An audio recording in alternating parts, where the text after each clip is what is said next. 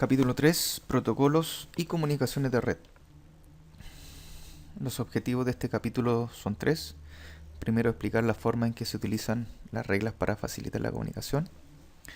Segundo, explicar la función de los protocolos y de los organismos de estandarización para facilitar la interoperabilidad en las comunicaciones de red. Y tercero, explicar la forma en que los dispositivos de una LAN acceden a los recursos en una red pequeña o mediana empresa.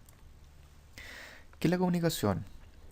Bueno, principalmente la comunicación es transformar algún tipo de idea en algún código codificado y enviarlo a un destino para que éste lo pueda procesar e interpretar lo que yo le quiero explicar. O sea, principalmente es compartir información, ¿ya? Y para que se pueda realizar una comunicación deben existir tres elementos fundamentales, que es origen, destino y un medio o un canal, que en este caso puede ser el aire. Y a través del aire se va a codificar la información que a lo mejor esta persona quiere transmitir para que esta otra persona la pueda decodificar y entender lo que ella le quiere explicar. Y para esa codificación se ocupa lo que es la voz. Pero para eso tenemos tres elementos principales para que se produzca esto que se llama comunicación.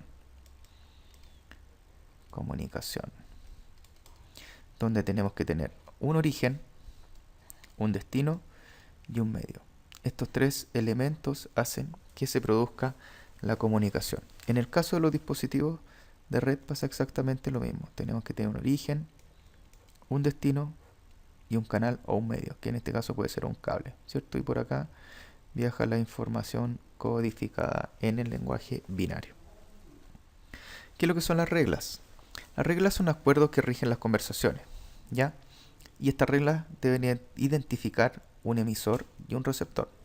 Siempre cuando se envía o se trafica información debemos identificar hacia dónde va y quién envía esta información. Después, un método de comunicación acordado. O sea, cómo yo voy a expresar esta idea, cómo yo quiero interpretar la información que yo quiero enviar. En el caso de las comunicaciones entre personas, puede ser a través en persona directa, vía telefónica, por carta, fotografía, ¿cierto? Después tenemos que tener un idioma y una gramática en común. O sea, la forma que yo le quiero expresar, la idea que yo quiero expresar a la otra persona, tiene que estar tanto en un idioma y una gramática en común. O sea, ¿qué quiere decir esto? Que tiene que ser entendible por ambas partes, tanto por el origen como por el destino. ¿Cuál va a ser la velocidad y en qué momento yo voy a comenzar a realizar esta comunicación? Es algo muy importante, porque yo no puedo hablar demasiado rápido y tampoco demasiado lento.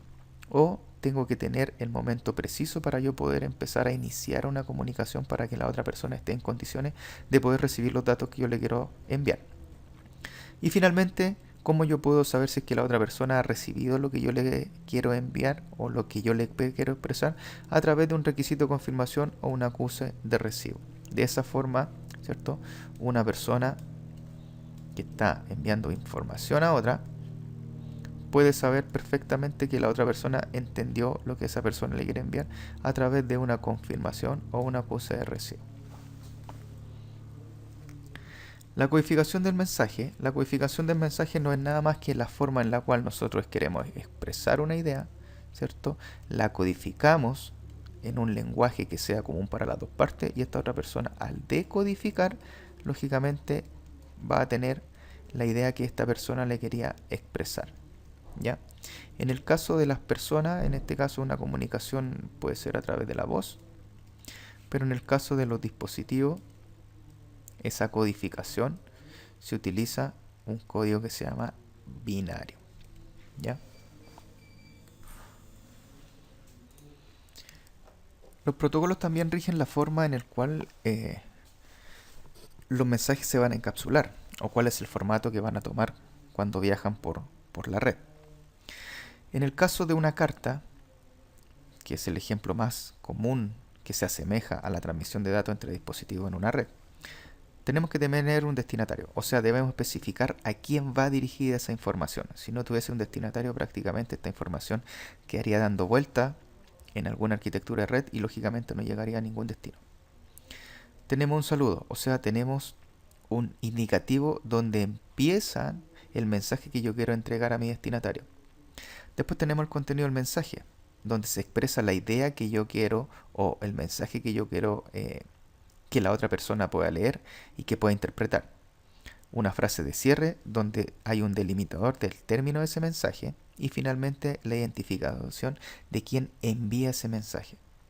O sea, tenemos un destino,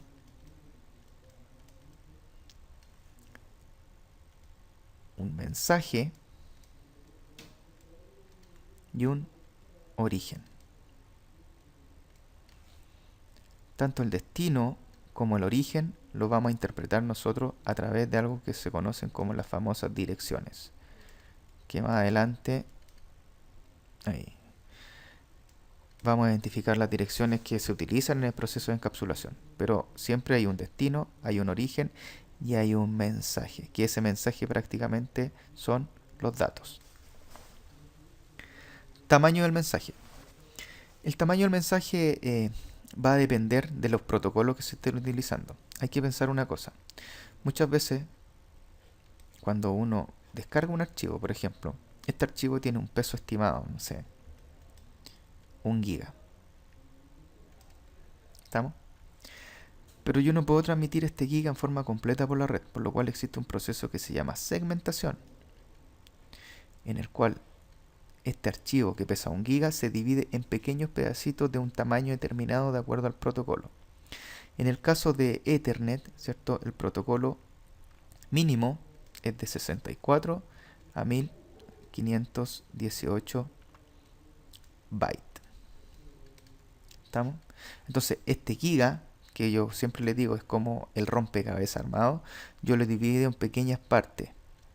Y cada una de estas partes son una pieza de este rompecabezas. Y a cada una de estas partes se le tiene que dar un trato específico para que cuando lleguen al destino final se vuelva a rearmar este rompecabezas, se vuelva a conformar este giga de información y lógicamente se entregue de la forma que corresponde al destino final. Temporización del mensaje. Y acá principalmente el método de acceso es cómo los dispositivos, ¿cierto?, van a poner los datos en un medio específico. ¿En qué momento yo tengo que poner mis datos en el cable? ¿En qué momento la tarjeta de red pone los datos en el cable? ¿Ya? Y para eso nosotros vamos a ver más adelante que hay algo que se llama acceso por contienda, en el cual un dispositivo primero escucha la red y después verifica que no haya ningún dispositivo transmitiendo e ingresa sus datos al medio. Control de flujo. El control de flujo principalmente es la velocidad con la cual nosotros transmitimos esa información.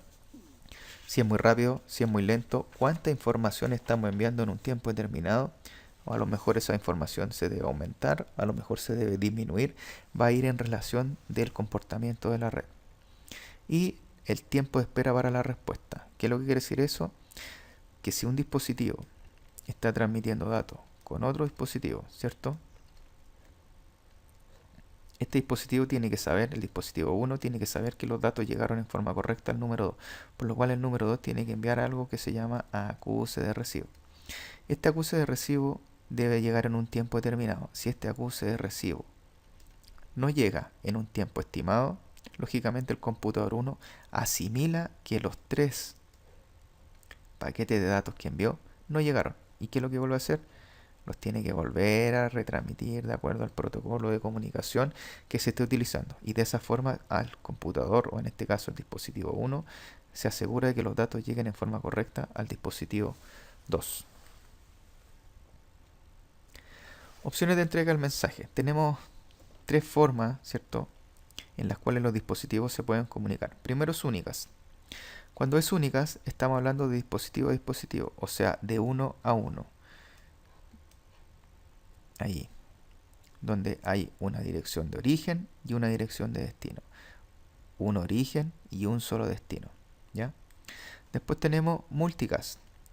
Multicast es de uno a un grupo de dispositivos. Por ejemplo, estos dos dispositivos se agrupan, ¿cierto? En un grupo, valga la redundancia, y se le asigna un direccionamiento específico, que eso lo realiza en forma lógica al sistema operativo. Y cuando este dispositivo se comunica en forma directa con este grupo, tanto ese computador como este computador procesan la información. Para eso se ocupan tipos de direcciones que más adelante las vamos a conocer, que no son las mismas que se ocupan cuando realizamos una comunicación únicas. Y finalmente el broadcast es cuando es un mensaje y este mensaje va replicado a todos los dispositivos. O sea, se inunda la red con el mensaje que fue generado por un origen y como que se le saca una copia y se envía una copia a cada uno de los dispositivos. Es uno hacia todos. Protocolos de red. Algunas funciones que realizan los protocolos de red. Primero, formato y estructuración del mensaje. O sea, cuál va a ser la estructura o cuál va a ser el formato con el cual los datos que yo estoy enviando tienen que viajar por internet. Considerando que siempre tienen que haber un origen conocido y un destino conocido. Esta es la base del formato y de la encapsulación del mensaje. Origen conocido y destino conocido. ¿Ya? También otro elemento fundamental o otra tarea fundamental que cumplen los protocolos es el proceso por el cual los dispositivos de red comparten información sobre las rutas con otras redes. ¿Qué es lo que quiere decir esto? Muchas veces nos vamos a encontrar que hay routers conectados entre sí. Entonces yo acá tengo una red A y una red B. Entonces para poder llegar de la red A a la red B, yo necesito un protocolo de enrutamiento que esté cumpliendo alguna función específica acá, tanto en el router 1 como en el router 2. Y de esa manera estos routers se van a intercambiar información entre sí, por lo cual van a ir actualizando sus tablas de ruta, ¿cierto? Para que en algún momento determinado, cuando se produzca una adyacencia entre estos dos dispositivos a través del protocolo de enrutamiento que se esté utilizando, el router 1 sepa cómo llegar a la red del router 2, aunque esté conectada en forma indirecta, aunque esté conectada a un router remoto, y el router 2 sepa cómo llegar a la red A que está conectada directamente al router 1. ¿Ya? El compartimentaje de esa información que se realiza en forma automática utilizando protocolos de enrutamiento se realiza de acuerdo a los protocolos específicos. Después, cómo y cuándo se transmiten mensajes de error y del sistema entre dispositivos. Muchas veces los mismos routers, por ejemplo, cumplen algunas funciones y estas funciones no se llevan a cabo de buena manera. Hay algún error, por lo cual este dispositivo, por ejemplo, necesita avisarle al otro router, al 2, que la operación ha sido fallida.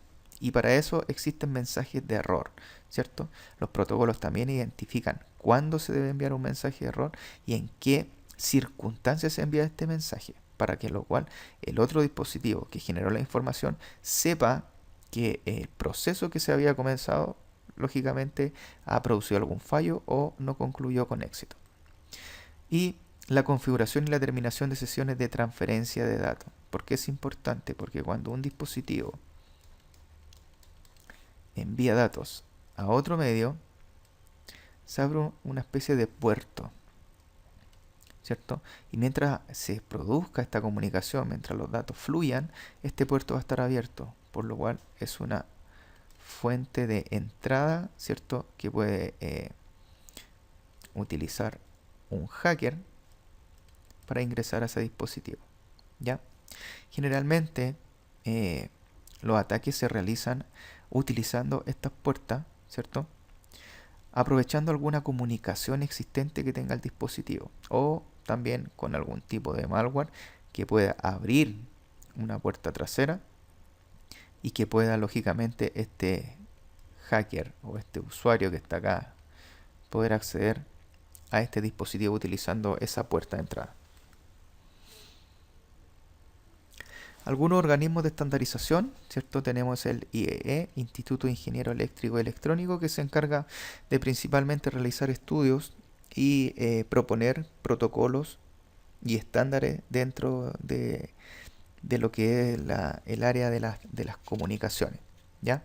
Tenemos el IETF, que es una organización de ingeniería que se utiliza en Internet, también encargada de realizar estudios y proyectos sobre distintas mejoras que se realizan en la red de Internet. Tenemos el EIA, ¿cierto? Que la Alianza de Industrias Electrónicas principalmente ve lo que son la parte de las capas físicas. El TIA, la Asociación de Industria de Telecomunicaciones, estas dos trabajan muy de la mano. De hecho, hay un estándar de cableado estructurado que es el TIA EIA 568 AOB, que es lo que es el cableado estructurado. El ITU, la Unión Internacional de Telecomunicaciones. El ICANN, ¿cierto? El ICANN distribuye direcciones IP, ¿cierto? Y realiza tareas que antiguamente realizaba IANA, que IANA también se encargaba de distribuir direcciones IP en forma regional, pero esas tareas fueron entregadas a lo que es la ICANN en este momento. ¿Ya? Son organizaciones que estandarizan procesos y que regulan procesos de Internet. Recuerden que Internet no es un organismo que es administrado por una persona específica, pero sí hay organismos, en este caso instituciones, que regulan el uso de esta red que se llama Internet. Y no solamente Internet, sino que todas las comunicaciones en red, ya sea una red LAN o una red WAN. Beneficio de utilizar un modelo en capa, ¿cierto? ¿Y qué es lo que son las capas? Primero que todo, las capas son, podríamos decir, escalones, ¿cierto? Que realizan alguna tarea específica durante el proceso de la transmisión y recepción de datos. Y para esto tenemos dos modelos, el modelo OSI y el modelo TCP/IP. El modelo OSI más adelante lo vamos a ver, que es un modelo de referencia, y el modelo TCP/IP es un modelo aplicado, ¿ya? Y la característica o el beneficio de utilizar este modelo en capa, primero, ayuda al diseño de los protocolos, ¿ya? Antiguamente cada fabricante tenía sus propios protocolos. Si yo, por ejemplo, tenía un PC que era Sony, solamente lo podía comunicar con otro PC que fuese Sony, porque entre ellos tenían sus propios protocolos autoritarios del fabricante.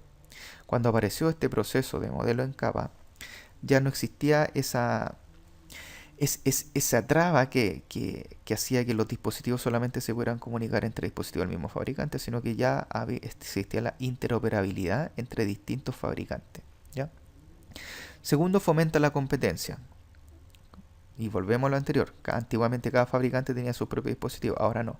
Cada dispositivo se puede comunicar con cualquier otro dispositivo de otra marca siempre y cuando utilicen los mismos protocolos entre ellos para lo que es la comunicación.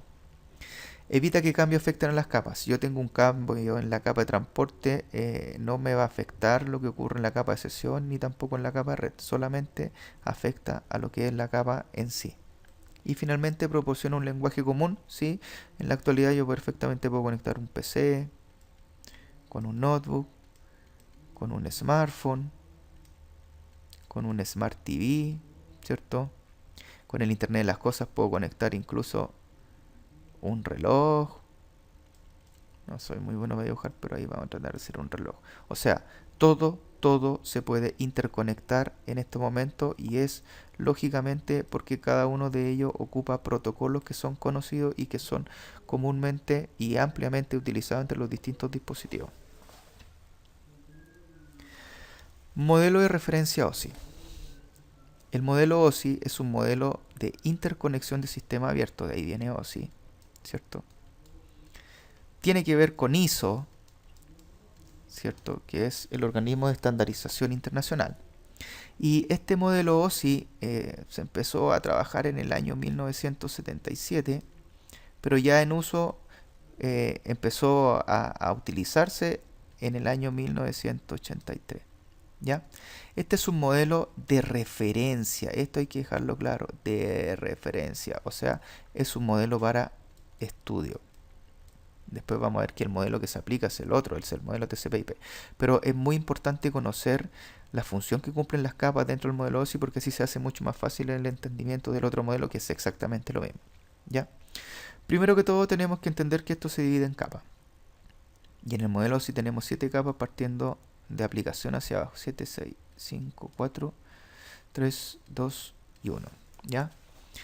Cada una de estas capas, ¿cierto? Va a tener algo que se llama PDU. Unidad de dato de protocolo. Y la unidad de dato de protocolo es el nombre que reciben los datos mientras están en una de estas capas específicas. O sea, cuando tenemos los datos en las capas superiores, que es aplicación, presentación y sesión, reciben el nombre propiamente tal de datos. Cuando estos datos pasan a la capa de transporte, ahora reciben el nombre de segmentos. Cuando estos datos o estos segmentos pasan a la capa de red, reciben el nombre de paquete. Cuando este paquete pasa a la capa de enlace de datos, recibe el nombre de trama. Y finalmente, cuando pasa a la capa física, reciben el nombre de bit y se ponen en el medio para ser transmitido. ¿Ya? ¿Cuáles son las funciones principalmente de estas capas? Primero que todo, en esta capa, en la capa aplicación, en la capa donde interactúa el usuario. ¿Ya? Vamos a borrar esto y vamos a poner aquí capa aplicación. Tenemos prácticamente aquí el usuario. Aquí es la capa con la cual el usuario interactúa. O sea, cuando el usuario navega en internet, abre su navegador web, está interactuando con esta capa de aplicación. ¿Ya? Algunos protocolos de esta capa de aplicación, ¿cierto? Son los protocolos que me permiten acceder a los servicios. Por ejemplo, HTTP, HTTPS, que son para servicios web, ¿cierto? Tenemos el DNS para resolver nombres de dominio. Tenemos correo, donde tenemos SMTP para enviar. IMAP y POP para recibir correo. Tenemos FTP, TFTP, que son de archivo. Tenemos Telnet y SSH para acceso remoto a equipo, y así como un montón de otros protocolos que más adelante los vamos a conocer. Pero en esta capa interactúan estos protocolos, ¿ya? Que es la capa con la cual interactúa el usuario final. En la capa de presentación no hay protocolo. No hay protocolos. ¿Ya? Porque la función que realiza esta capa de presentación es realizar la presentación de los datos de las aplicaciones de la capa superior. O sea, aquí encontramos el lenguaje HTML, aquí encontramos .avi, aquí encontramos MPG, MP3, o sea, en la forma como se van a presentar los datos que se van a mostrar o que se están solicitando en la capa de aplicación, ¿ya? Por lo cual acá no hay protocolos. En la capa de sesión tampoco hay protocolo. Y la capa de sesión le entrega un servicio a la capa superior, ¿ya? En la función de administrar el intercambio de datos. O sea, aquí principalmente se hace una sesión virtual entre el origen y el destino, ¿ya? Esta es la capa que se encarga de mantener esa sesión. Acá tampoco hay protocolo. O sea, protocolos tenemos acá, ¿ya? Después tenemos la capa de transporte. La capa de transporte tiene la función de segmentar, transferir y reensamblar datos entre terminales. ¿Qué es lo que hablamos de segmentar? Cuando estamos en la capa superior acá, los datos tienen un tamaño específico, 1 giga, ¿cierto? Y como vimos anteriormente, de acuerdo al tamaño del mensaje no es posible transmitir mensajes de un tamaño muy grande, por lo cual la capa de transporte es la que se encarga de dividir estos tamaños en pequeños segmentos, por eso recibe el nombre de segmento, ¿cierto? La PDU de esta capa de transporte. Al mismo tiempo que segmenta, también tiene que transportar los datos. Y para eso ocupa un protocolo que se llama TCP y un protocolo UDP que después nos vamos a ver en detalle, ¿ya? Y finalmente, cuando cada uno de estos segmentos llega al destino final, se encarga de ordenarlos, reensamblarlos y finalmente entregar el mismo producto que salió de las capas superiores, ¿ya? Eso lo realiza la capa de transporte. Después tenemos la capa de red. La capa de red entrega servicios para intercambiar los datos en forma individual en la red entre terminales, utilizando un direccionamiento específico que identifica tanto un origen como un destino. Y ese direccionamiento es lo que se conoce como una dirección IP, ¿ya? O sea, en esta capa se le van a agregar un encabezado, ¿cierto? Para lo cual los datos acá van a pasar a ser paquete, y en ese encabezado va a ir específico tanto la IP de destino como la IP de origen. Y de esa forma los datos pueden salir desde cualquier destino en cualquier parte del mundo. Supongamos aquí, pasamos por acá, por el router, pasamos por esa nube, a lo mejor esa nube me conecta con otra nube, y puedo llegar perfectamente a este otro destino que está acá, ¿ya? Y eso se logra a través del direccionamiento IP, y ese direccionamiento IP no va a cambiar durante el tráfico dentro de la red. Después tenemos la capa de enlace de datos. La capa de enlace de datos, estos protocolos acá especifican los métodos para intercambiar tramas de datos en un medio común y utilizan otra dirección, que es una dirección física, que se llama dirección MAC. Y esta dirección MAC también va tanto de un destino como de un origen. Acá sí hay un cambio específico, porque estas direcciones principalmente es para transferir datos en un medio común, como ya le explicaba anteriormente. O sea, estas direcciones MAC sí que van a ir cambiando a medida que los datos pasen por distintos dispositivos. Esta dirección MAC me permite intercambiar datos dentro de la misma red. Pero cuando yo quiero acceder a una red remota, por ejemplo a este servidor web, la MAC de destino, la MAC de origen, supongamos que en este caso es A, y yo quiero llegar a C. La MAC de destino en este caso no va a ser la de C, sino que va a ser la del dispositivo o la de interfaz gateway que va a procesar en primera instancia esos datos. Y eso lo vamos a ver más adelante. Por lo cual, las direcciones MAC sí que van a ir cambiando por cada uno de los tramos que tomen los datos entre un origen y un destino. La PDU de esta capa de enlace de datos se llama trama. Y finalmente tenemos la capa física, que la capa física describe los medios mecánicos, eléctricos y de procedimiento para activar, mantener y desactivar conexiones físicas, ¿cierto? Que permitan la transferencia de bits. O sea, toda la información que viene en estas capas superiores, acá la capa física la transforma en bit, dependiendo del método de señalización que tenga, y la pone en el medio específico para su transmisión. La PDU de esta capa se denominan bit. Modelo de referencia TCP/IP, ¿cierto? Es un modelo que fue creado por Vinton Cerf y Robert Kahn. ¿Ya? Kahn. En la década del 70, ¿cierto? Esto nació junto con ARPANET. Y es el modelo, aquí dice de referencia, pero no es tan de referencia porque este es el modelo aplicado con el cual los dispositivos utilizan para transferir datos dentro de la red. Y se divide en 4 capas. 4, 3, 2 y 1. La capa número 4, que es la capa aplicación. La capa número 3 de transporte. La capa número 2 de internet. Y la capa número 1 de acceso a la red. Si bien es cierto, son menos capas, pero realizan la misma función que el modelo OSI. El modelo OSI tiene 7 capas y se fusiona, ¿cierto?, en el modelo TCP/IP. Si yo pudiera aquí dividir el modelo OSI, tendría aplicación, presentación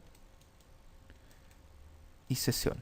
O sea, aplicación, presentación y sesión del modelo OSI es la capa de aplicación del modelo TCP/IP. La capa de transporte se mantiene exactamente igual que el modelo OSI. Aquí hay un cambio. No hay división de capas, pero sí, la capa de red del modelo OSI pasa a llamarse la capa de internet del modelo TCP/IP. Y aquí sí que hay una división, porque en el modelo OSI tenemos la capa de enlace de datos y física. En el modelo TCP/IP esas dos capas se fusionan y se denominan acceso a la red, pero prácticamente cumplen la misma función. Ahora, ¿cuál es el modelo que se utiliza para la transmisión de datos, cierto? Real, es el modelo TCP/IP, o sea, aplicación, transporte, internet y acceso a la red. Es muy importante conocer el modelo OSI porque de esa forma podemos identificar cuál es la función que realiza cada una de estas capas. Pero lo que se utiliza es el modelo TCP/IP. Comparación entre los modelos TCP/IP, como les decía, aplicación, presentación y sesión. Se denomina capa aplicación del modelo TCP/IP. Capa de transporte del modelo OSI es exactamente igual en el modelo TCP/IP. La capa de red sufre una variación, se mantiene la capa, pero cambia el nombre a Internet. Y la capa de enlace de datos y física pasa a ser la capa de acceso a la red del modelo TCP/IP. ¿Cierto? Esta es la capa 4, 3, 2, 1. Como vimos anteriormente, la unidad de datos protocolo, ¿cierto? Es el nombre que reciben los datos con sus respectivos encabezados por cada una de las capas por las cuales va atravesando, ¿ya? Acá tenemos el modelo TCP/IP, donde tenemos los datos del correo electrónico, ¿cierto? Después estos datos se segmentan, que lo realiza la capa de transporte, y además a cada uno de estos segmentos se le agrega un encabezado de transporte. Y en el encabezado de transporte principalmente tengo números de puertos. Que los números de puertos sirven para identificar cuáles son las aplicaciones con las cuales yo estoy accediendo y cuáles son los puertos que yo tengo abiertos en la máquina que está solicitando esa aplicación, ¿ya? Después estos datos, cuando pasan a la capa de internet, o en este caso la capa que se le agregan las direcciones IP, tenemos los mismos datos que vienen de arriba, viene con su encabezado a la capa de transporte y se le agrega el encabezado de red. Y el encabezado de red son las direcciones IP, ¿ya? Después, este paquete, cuando pasa a la capa de acceso a la red, en este caso, ¿cierto? Porque estamos en el modelo TCP/IP, tenemos los datos, el encabezado de la capa de transporte, el encabezado de la capa de red y se le agrega un encabezado de la trama y el tráiler de la trama. Y aquí principalmente se agregan las direcciones MAC. Y en el tráiler de la trama se agrega un delimitador de término de trama y un CRC, control de redundancia cíclica, que es para verificar la integridad de la trama cuando llegue a un destino final, ¿ya? Entonces acá estamos en la capa de aplicación. Esta función, lo vamos a poner aquí, aplicación. Esta función lo hace la capa de transporte, ¿cierto? Esta función la hace la capa de internet. Y esta función lo realiza la capa de acceso a la red. Y finalmente también los codifica en binario y los pone en el medio que corresponda, ¿ya? La PDU de la capa aplicación datos, la PDU de la capa de transporte segmento, la PDU de la capa de internet paquete y la PDU de la capa de acceso a la red es una trama, dependiendo del medio, porque muchas veces no vamos a tener trama dependiendo de los tipos medios, porque hay protocolos que se ocupan en algunos medios que son distintos a otros y lógicamente el proceso, en este caso, de una trama va a variar de acuerdo al medio por el cual la trama vaya viajando en la red. Acá vamos a hacer el proceso de encapsulación, ¿ya? Por ejemplo, cuando ustedes están acá, ¿cierto? Y solicitan una página web,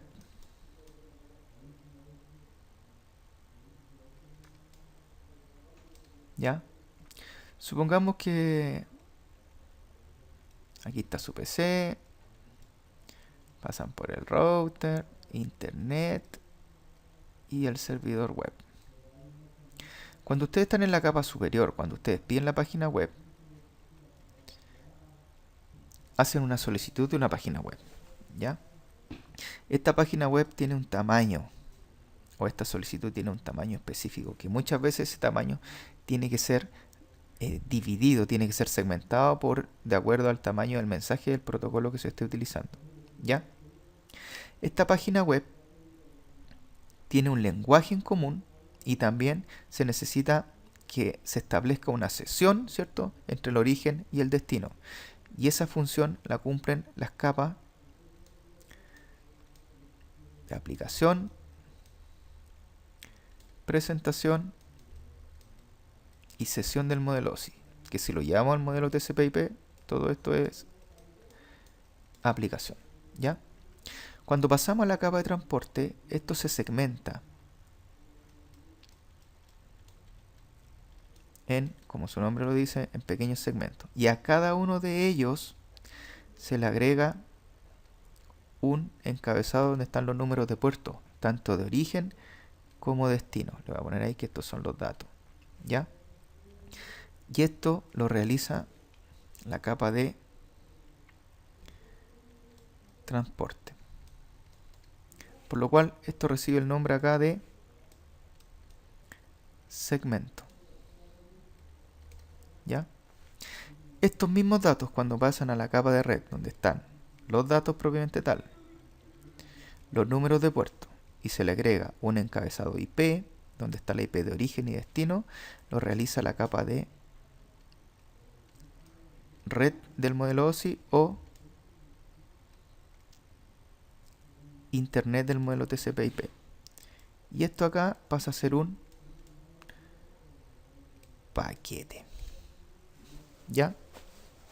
Y finalmente, cuando llegamos a la capa inferior, donde tenemos los datos, tenemos los puertos, tenemos la dirección IP, aquí se le agrega un encabezado de direcciones MAC y un término de trama, un TT, término de trama, ¿ya? Y esto lo realiza la capa enlace de datos o la capa de acceso a la red del modelo TCP/IP, ¿ya? Y esto recibe el nombre acá de trama. Y finalmente esta trama, cuando llega a la capa física, lo transforma o lo codifica, ¿cierto?, de acuerdo al medio de señalización del medio que tenga disponible, y lo envía por el cable, ¿ya? Este proceso que yo acabo de hacer de arriba hacia abajo se denomina encapsulación.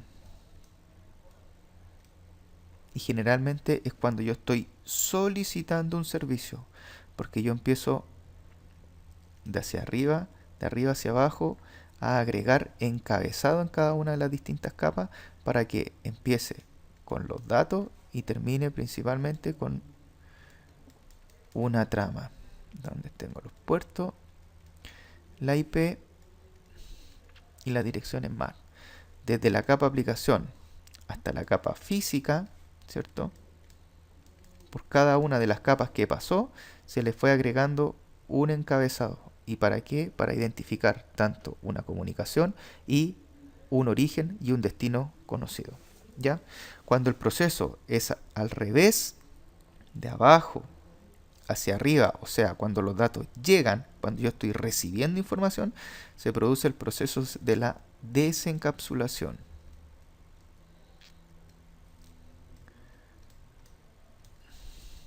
Y la desencapsulación es que llega una trama que tiene números de puerto, datos y término de la trama. O sea, llegó acá, capa física, ¿cierto? Lo recibió la capa física, pasó a la capa de enlace de datos, supongamos la capa 2. ¿Coincidieron las direcciones MAC? Sí, si coinciden las direcciones MAC, se elimina las direcciones MAC y se elimina el término de la trama y pasa IP, puerto, datos. O sea, aquí la trama pasó a la capa número 3, a la capa de red, estamos hablando del modelo OSI, ¿cierto? Y se verifica que la dirección IP de destino coincida con la que viene acá. Si ese paquete coincide, se elimina la dirección IP y pasamos a la capa de transporte. y donde en este segmento se identifican el servicio que se está solicitando o cuál es el canal de comunicación por el cual nosotros estamos solicitando este servicio. Y se eliminan los puertos y finalmente pasan hacia arriba los datos donde tenemos la capa 5, 6 y 7. Entonces este proceso se llama desencapsular porque yo les voy quitando los encabezados que se le agregaron en el proceso anterior, que era la encapsulación, cuando salieron de un origen específico. Y esto se hace por cada uno de los datos que salen de un dispositivo, por cada segmento, ¿ya? Para que lo tengan en consideración. Aquí muestra el proceso de encapsulación, ¿cierto? Aquí están los datos, aquí está el usuario, después tenemos la capa de transporte, vamos a poner aquí, lo vamos a poner con número mejor. Vamos a trabajar con el modelo, en este caso modelo TCP/IP. Los datos tendría que ser la capa número 4, ¿cierto? Considerando que 4 es aplicación. La 3 es la capa de internet o de red. Perdón, la 3 es la capa de transporte. 4 aplicación. 3 transporte. 2, ahora sí, internet. Y 1, acceso a la red, ¿ya? Entonces acá tendríamos la capa 4, ¿ya? Después tendríamos la capa de transporte, 3. Después tendríamos la capa número 2, la capa de internet. Y finalmente la capa número 1 de acceso a la red, ¿ya? Por cada vez que estos datos pasen de una capa a otra, se le va agregando un encabezado. Acá los datos salieron puros, ¿cierto? A cada uno de estos datos que fueron segmentados cuando pasaron por la capa 3 se le agregó un encabezado donde se le agregaban los números de puerto y pasó a ser un segmento. Este segmento, cuando pasa a la capa de internet, se le agrega un encabezado de IP donde está la IP de origen y destino y pasa a ser un paquete. Y este paquete, cuando pasa a la capa de acceso a la red, se le agrega un encabezado MAC donde está la MAC de origen y destino y finalmente un término de la trama donde hay algunos campos que interactúan ahí para verificar la integridad, ¿cierto? Y dónde termina una trama. Y finalmente estos datos se ponen en el medio y se transfieren, ¿ya? El proceso contrario, ¿cierto? Cuando yo estoy recibiendo los datos, lo primero que hace es verificar la capa 1. Si corresponde a la dirección MAC de destino, se elimina la capa 1. Después pasamos a la capa 2. Estamos hablando del modelo TCP/IP. Si la dirección IP coincide, se elimina el encabezado de capa 2. Pasamos a la capa 3. Si coincide, ¿cierto? O sea, no es que coincida acá, sino que así acá se pone, se verifica cuál es el servicio que se está solicitando. En este caso, como es un servidor web, es un puerto específico y es el puerto 80. ¿Ya? Y lógicamente con el puerto que se abrió en el computador cuando se generó esta comunicación. Se elimina este encabezado y finalmente pasan los datos. Y lo que hace luego, se juntan todos los segmentos, porque aquí hay que considerar que a lo mejor uno de estos segmentos llegó primero que otro, porque durante el tráfico dentro de la red no todos los segmentos toman los mismos caminos, por lo cual puede ser que a lo mejor llega primero el 3 que el 1. Se organizan y se entrega de la misma manera, ¿cierto?, como es su mensaje original, y de esa forma aquí el usuario puede ver su página web, ¿ya? Y todo este proceso se realiza tanto con la encapsulación y la desencapsulación. Acceso a recursos locales. Esto principalmente, acá yo tengo una trama, ¿cierto? Donde acá tengo los datos de la aplicación, ¿cierto? Aquí tengo datos, números de proceso, de destino y de origen. Aquí están los números de puertos, direcciones de red lógicas, direcciones IP, y direcciones físicas de origen y destino, donde tengo las direcciones MAC. Y aquí bit de temporización y sincronización, que aquí es un campo donde se identifica el inicio de la trama, ¿ya? Y lógicamente, si esto lo vemos como una trama en sí, aquí debería tener el término de la trama, ¿ya? Pero esto lo vamos a ver más en detalle. ¿Cuáles son las direcciones que se ocupan acá? Como estábamos viendo, direcciones de red, que las direcciones de red son direcciones IP, que pueden ser versión 4, versión 6, ¿cierto? Versión 4, 32 bits, versión 6, 128 bits, ¿ya?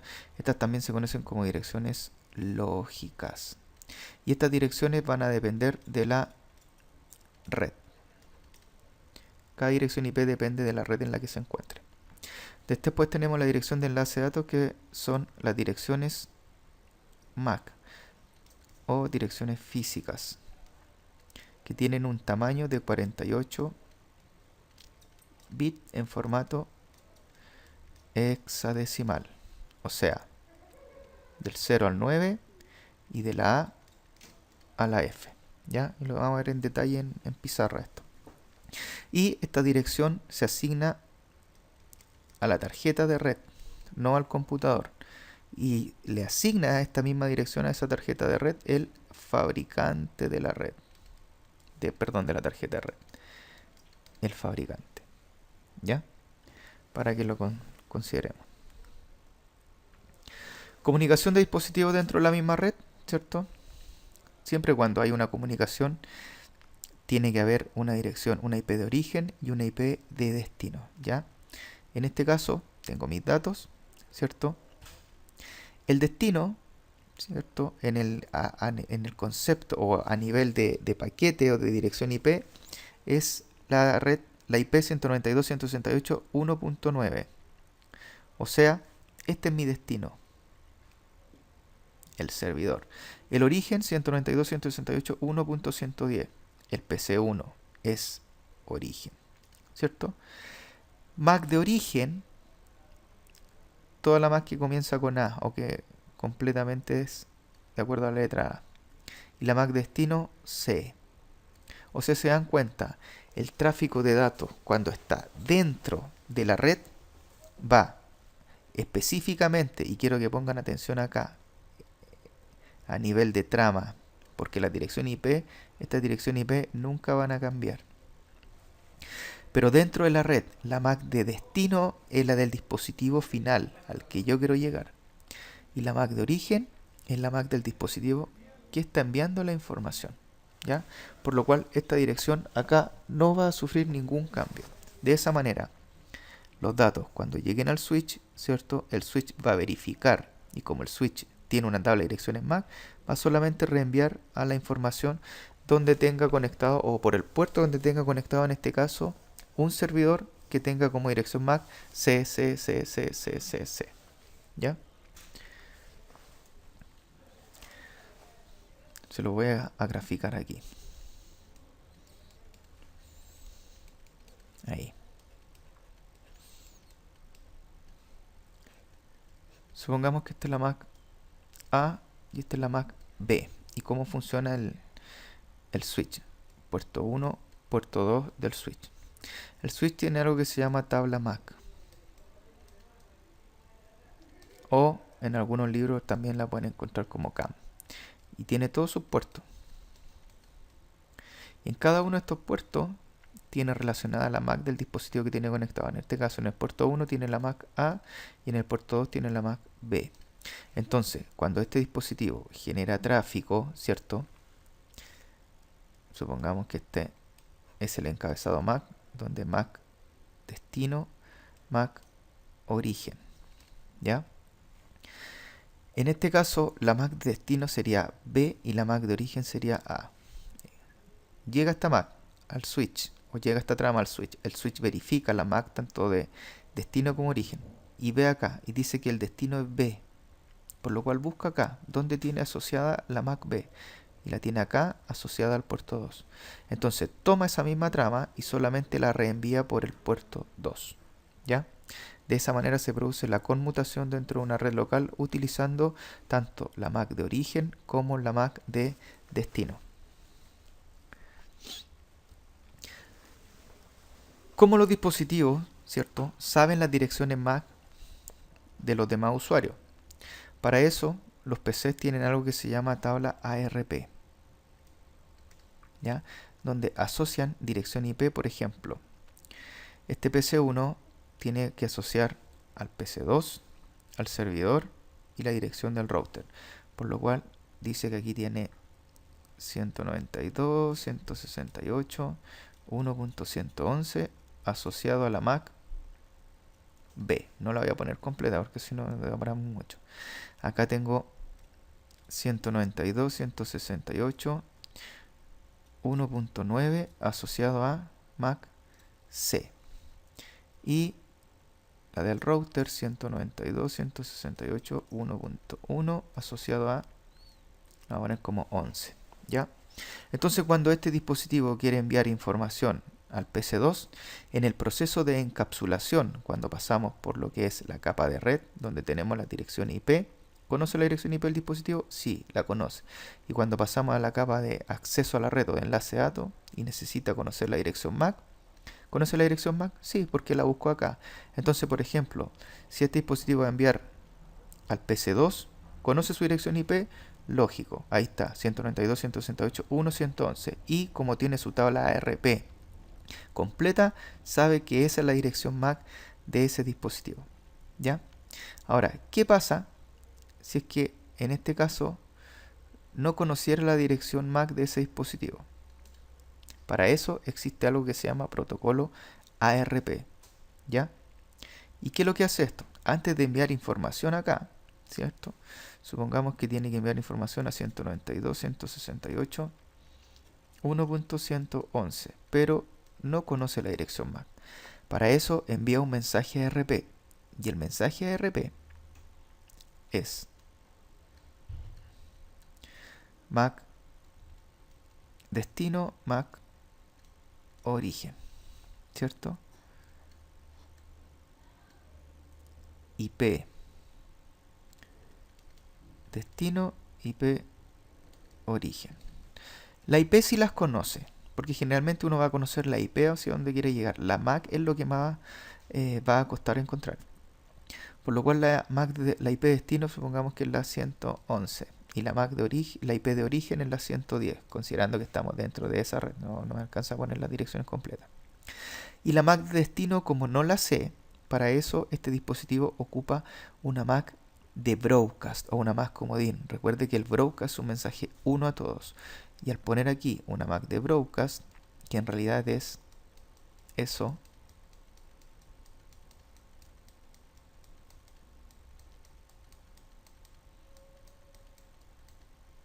1, 2, 3, 4, 5, 6.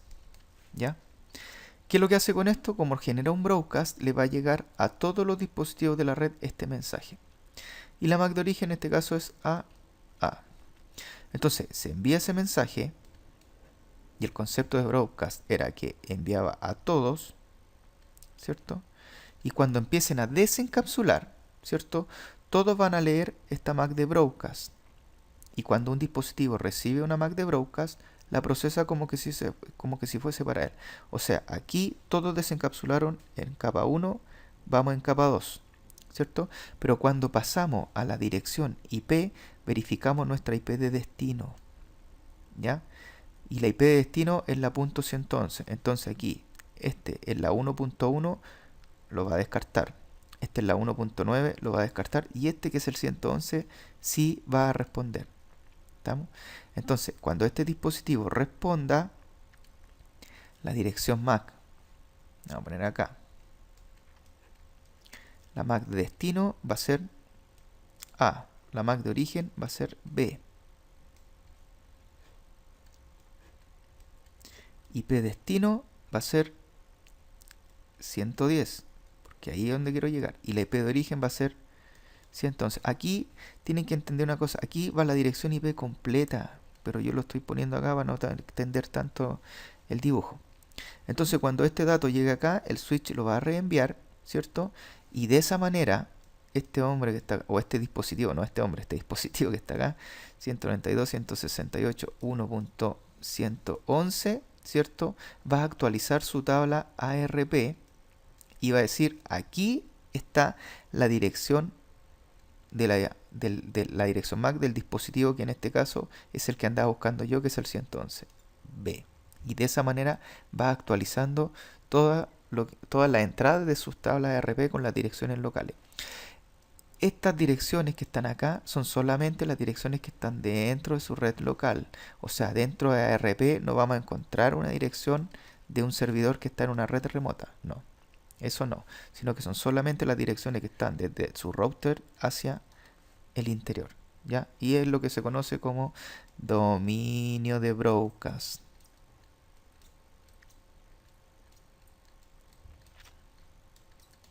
¿Ya? Para que lo consideren.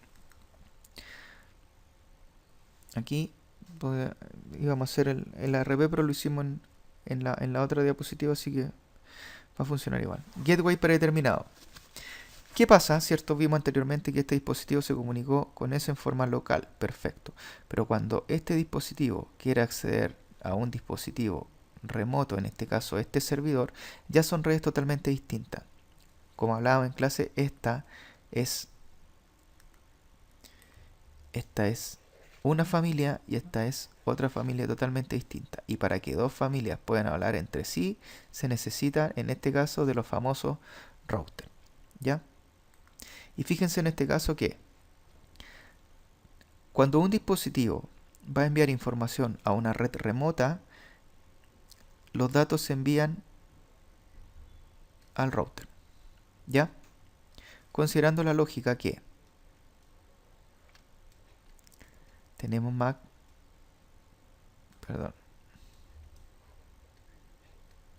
MAC de destino, una MAC de origen, ¿cierto? Aquí me fui un poquito para abajo.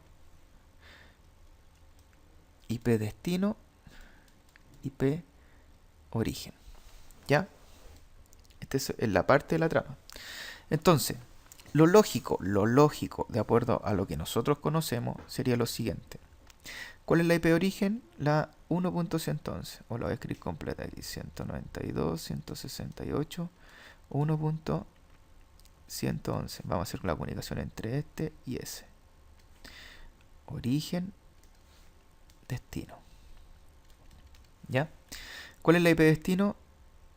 172.16.1.99. Recuerden que esta dirección IP no cambian. O sea, tiene que ser la del origen y tiene que ser la del destino real. ¿Ya? Si la lógica, de acuerdo a lo que nosotros hemos visto, el origen de acá sería B, B. Y el destino sería A, B, que sería ese dispositivo, ¿cierto?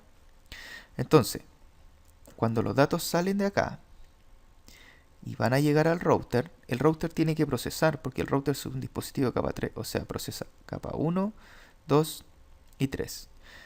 Recibió los bits en la capa 1, perfecto. Pero cuando llegue a la capa 2 y compare la MAC de destino, esa MAC de destino, junto con su propia MAC, va a decir, aquí hay algo raro. La MAC de destino es AB. Y la MAC que está recibiendo es 11. O sea, el destino que viene en la trama no es el mismo que el dispositivo que lo está recibiendo. Por lo cual, esta trama automáticamente se descarta porque no es el dispositivo al que yo quiero llegar. ¿Se entiende? Nunca va a ir la MAC del destino final. En este caso, como este es mi router de borde o es mi gateway, es mi router que me permite salir hacia el exterior. Cuando se produzca el proceso de encapsulación, la MAC de destino siempre va a ser la de la interfaz del router por la cual yo voy a recibir los datos. En este caso sería 11. MAC de destino 11, MAC de origen B, B. Para eso tengo las direcciones IP que me van a identificar en forma exacta cuál es el origen y cuál es el destino, que en este caso sería el destino, 172.16.1.99 y el origen 192.168.1.111. Y de esta manera, cuando los datos lleguen al router, el router va a decir MAC de destino 11. Yo soy 11, sí, listo, entonces lo puedo procesar capa 1, 2 y 3. Y cuando llegue a la capa 3 va a revisar su tabla de enrutamiento, que es algo que vamos a ver más adelante, y lo va a redirigir por los dispositivos que corresponden hasta que llegue al dispositivo final. Pero si aquí hubiese ido la MAC a B, no hay concordancia con la MAC que está recibiendo en el router, por lo cual esa trama se descartaría. Por eso, por cada uno de los trazos que tome, esta MAC va a ir cambiando. Lo que no cambia nunca es la dirección IP. Aquí está, como les decía, comunicación entre dispositivos en una red remota, ¿cierto? Yo siempre tengo que ocupar mi router de borde. Y mi router de borde es mi gateway. Ahora, como el computador sabe que esta es la gateway, dentro de la configuración de los equipos yo tengo que especificar una IP, una máscara y una gateway, que es mi puerta de salida. Y para todos los dispositivos es la misma gateway porque es la única puerta de salida que tengo. La IP va a cambiar, la máscara es la misma y la gateway también es la misma, pero la IP es la única que cambia. Entonces, de esa manera todos los dispositivos saben que esta es su puerta de salida. Entonces, cuando quieran enviar datos a una red externa, todos tienen que encapsular con la MAC de ese dispositivo. ¿Y dónde está la MAC de ese dispositivo? Está en la tabla ARP de cada uno de estos equipos que están acá, de los dispositivos finales. Entonces, donde se asocia la dirección IP de la puerta del router junto a su dirección MAC. ¿Estamos? Fíjense que acá tenemos, de acuerdo a los datos que tengo acá, tengo un destino que es el servidor. Destino, ¿cierto? 172.16.199, 172.16.199. El origen, 192.168.1.110. O sea, este dispositivo que está acá, origen. ¿Cierto? El origen, la dirección MAC, y el destino ya está con la dirección MAC del router. ¿Cierto? Porque es el primer dispositivo que va a procesar los datos, por lo cual tiene que haber una coincidencia, en este caso a nivel de capa 2, entre la MAC que viene de destino y con la MAC que yo tengo en el router. Si la MAC de destino fuese la MAC del servidor de acá, no habría coincidencia, por lo cual esta trama se descartaría y nadie podría dentro de esta red local comunicarse hacia el exterior. ¿Ya? Uso Wireshark para ver el tráfico. El Wireshark es un software que me permite hacer un análisis de tráfico, ¿cierto? De acuerdo a los protocolos que yo designe, se pueden hacer algunos filtros específicos y esto lo vamos a ver bien en clase. Acá fíjense que tengo la dirección IP de origen, dirección IP de destino, tengo los protocolos que se están utilizando, el tamaño y principalmente la acción que se está realizando, si es una solicitud o una respuesta, ¿ya? Y aquí más abajo puedo ir desglosando cada una de las capas y ver cada uno de los datos que me entrega o las direcciones que me entregan cada una de estas capas, ¿ya? Y ese ha sido el capítulo 3 del módulo CCNA. Recuerden que el capítulo 2 lo vamos a dejar para el final, de acuerdo a lo que habíamos conversado en clase, debido a que vamos a realizar configuración de equipo y es necesario que conozcan algunos términos que vamos a ver más adelante, específicamente direccionamiento IP.